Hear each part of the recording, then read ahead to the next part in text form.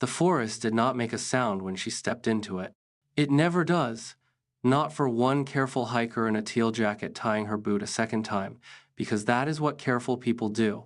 Rachel Collins checked the trail log, wrote the date, drew a small smiley face in the margin the way she always did, and lifted her pack. A blue jay shouted once and then flew off, leaving the mountain to its quiet work. Rachel was 27 that August, in 2003. She loved this trail because it curved around a ridge like a friendly arm, and because the view at mile 8 could empty your lungs of words. She was not a thrill seeker. She was the sort of hiker who wrapped duct tape around a water bottle, just in case. She told her mom she would be home for supper, held her father's eyes half a second longer than usual, and texted her younger brother Daniel a picture of the trailhead sign. They thought the day would be simple. Around noon, clouds began to build from the west, quiet and white at first, then gray with a green belly like a bruise. Dust left the trail, and the smell of rain arrived before the first drop. Rachel tightened the hood of her jacket and kept walking. She had walked in rain before.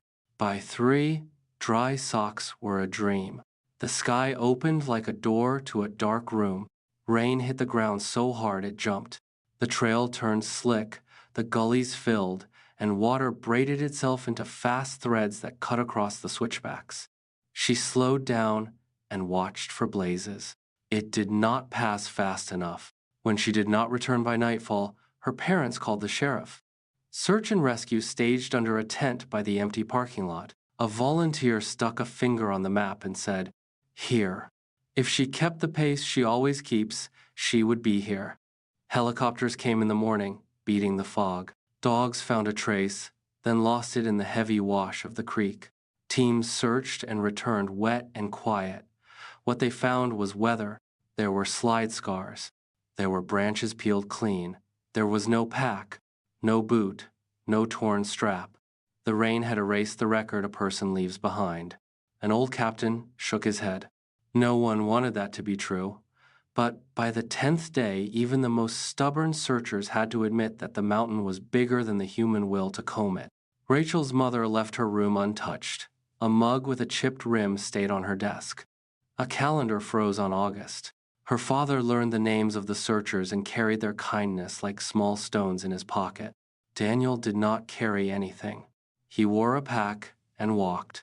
He walked until his heels bled, until the dogs knew his smell, until the wind itself seemed to say her name back to him. Then school started, then work. Grief made room for motion, and motion made room for silence. Years went by. The story made the papers less each year. New hikers heard it as a warning. Stay on the trail, watch the weather, leave a plan. Teenagers told each other she had stepped into a place between trees where the air was thinner and things were different. Adults did not say such things out loud. Hope never truly died, but it learned to sleep with one eye open. In the summer of 2023, a ranger named Maya sat in a room over the maintenance garage and listened to the radio because that was her job. Most days, it was hiss. On storm days, it was crackle, and sometimes a fisherman who did not know he was on the emergency band. That afternoon, the sky was the color of a bruise again. She was writing a report about trail repairs when the hiss bent into a thin voice, as if the air itself had learned a word. Help. She looked up, turned the dial, and pressed record. The voice faded to static, came back for 2 broken syllables, went away, returned, a small sound in the noise. Help me. I'm trapped. Her skin prickled. She checked the direction finder.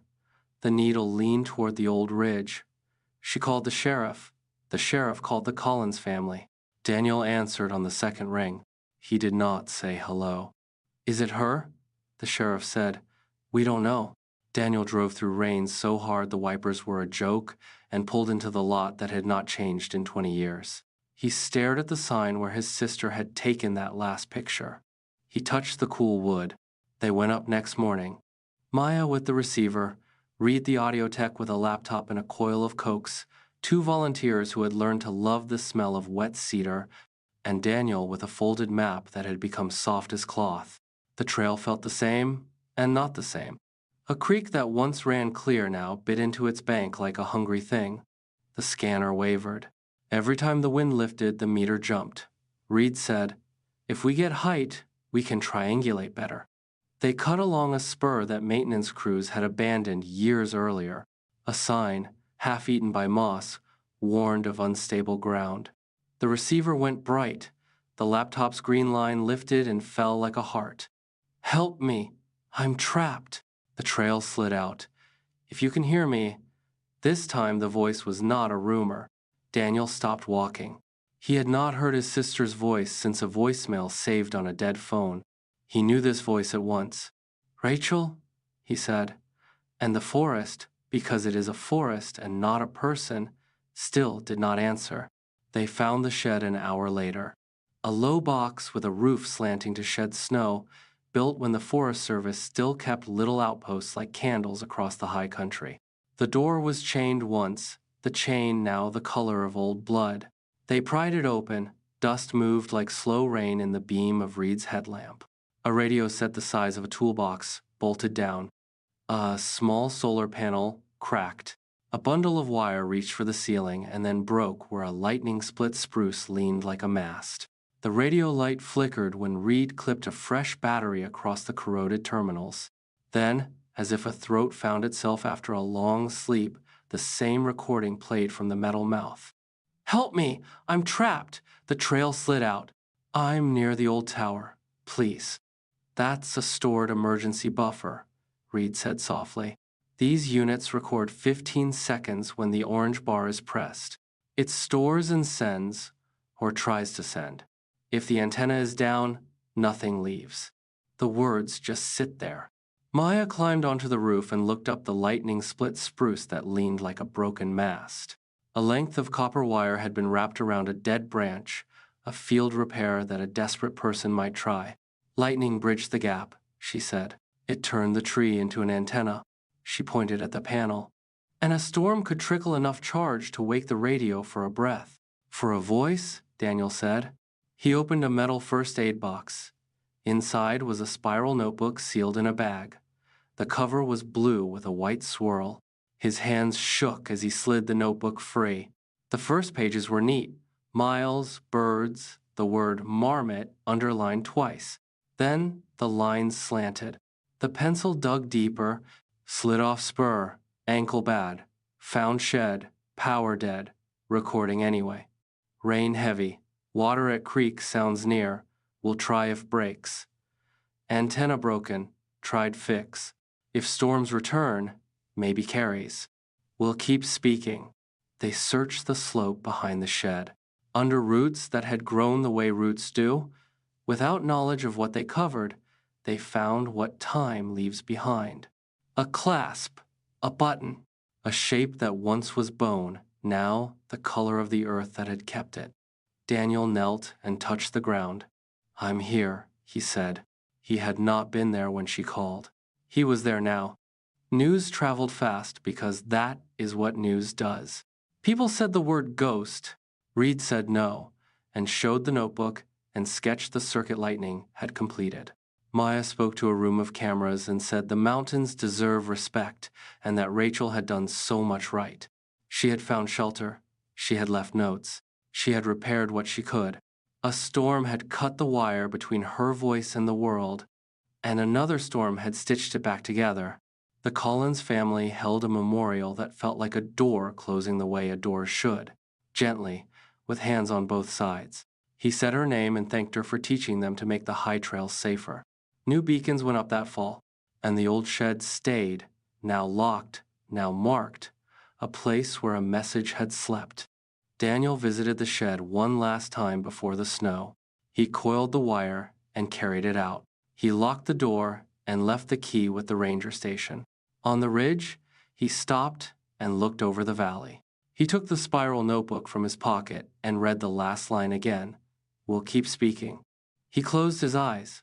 "We heard you," he said, and the wind felt warmer than the air. Some nights the radios still catch a shape in the noise when weather walks the spine of the range. It is not a haunting. It is physics, and the way old machines stutter back to life when a little sun, a little charge, and a line to the sky align for a minute. But even people who know the science will pause and listen. They will remember that a voice can travel a long time. They will stand quiet in kitchens or trucks and think of a careful hiker with a teal jacket, a spiral notebook, and a will to keep speaking.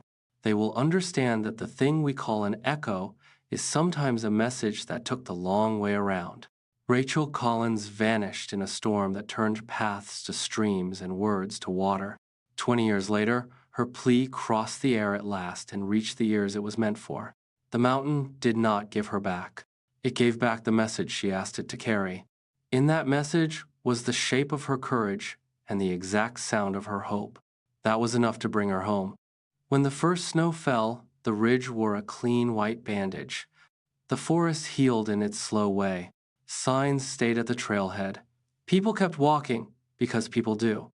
They walked with better maps and the quiet knowledge that a voice, once loosed, does not disappear. It goes on until it finds a listener. It goes on until the circuit closes. It goes on sometimes for 20 years, and then, suddenly, you hear it as if it were spoken today. And when you do, you answer.